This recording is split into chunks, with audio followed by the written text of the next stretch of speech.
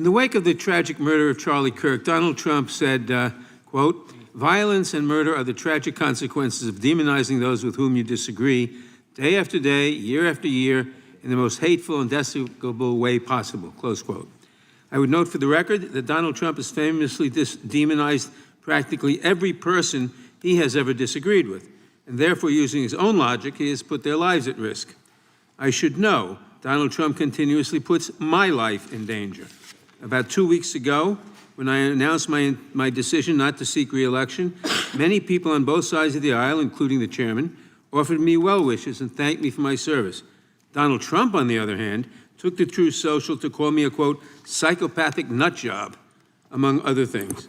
Yesterday, I received a threatening note filled with anti-Semitic comments and hateful attacks that mimic some of the same language used by the president. I am sure many of us on this committee face similar threats every day. We have seen political assaults on both the left and the right. The attack on Charlie Kirk, the attempted assassination of the president, the murder of the Democratic Speaker of the Minnesota House, the assault on Paul Pelosi, and the attack on the Capitol on January 6th, for example. Director Patel, do you agree that there is political violence from both the left and the right? There's too much political violence. Do you agree, yes or no, that there's violence? There is too much political violence based on ideologies from either side. From either side, okay. Are you aware of the study by the Cato Institute, a well-known conservative group, that found that 69% of the violence is from the right? I'm not familiar with that study. You're not familiar, okay. I would commend it to you.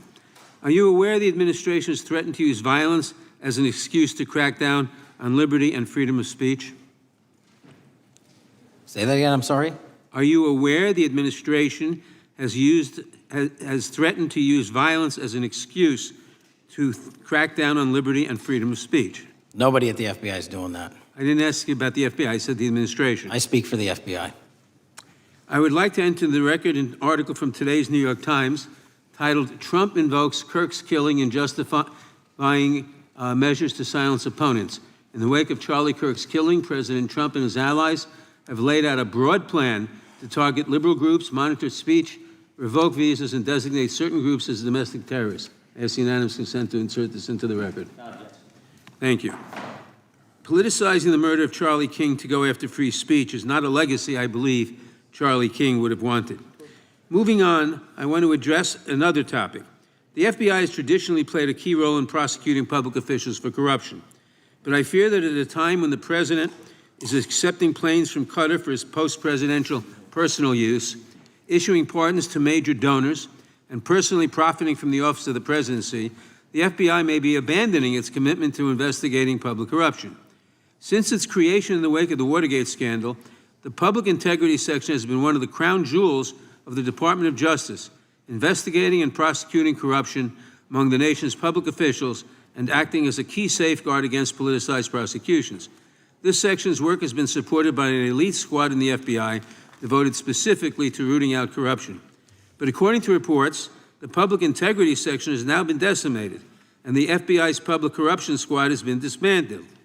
I would like to submit for the record a New York Times article entitled, "FBI Dismantles Elite Public Corruption Squad." I ask unanimous consent. Thank you. These actions are an invitation to corrupt politicians to break the law, since they know that the government is asleep at the switch. Last month, Senator Warren and I, along with dozens of other members of Congress, wrote to you and Attorney General Bondi expressing grave concern over your decision to effectively legalize corruption and politicize prosecutorial decisions. And he asks unanimous consent to enter this letter into the record.